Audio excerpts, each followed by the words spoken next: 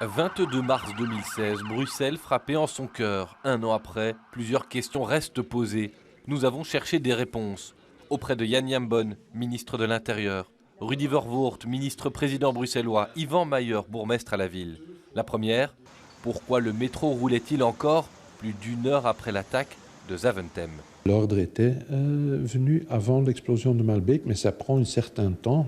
On peut prendre la décision au centre de crise et avant que le dernier train dans le métro s'arrête, ça prend un certain temps, c'est inévitable. Des rumeurs se mettent aussi à circuler. Au centre de crise, on se demande alors comment éviter la propagation de fausses informations. On a perdu du temps, par exemple, à traiter une information qui disait que quelqu'un sur une moto, deux personnes sur une moto avec celui derrière, tiraient dans la foule à la gare du Midi. Apparaît très vite une crainte, celle d'une ville durablement morte. Inquiets des conséquences économiques, les dirigeants bruxellois veulent absolument éviter un nouveau lockdown. Le jour des attentats, c'est pour moi une préoccupation, c'est de faire en sorte que très rapidement on rouvre. Un gérant, un patron d'un gros centre commercial m'appelle et me dit « Est-ce que je dois fermer ? Il y a du monde, qu'est-ce que je fais ? Est-ce qu'il y a un risque ?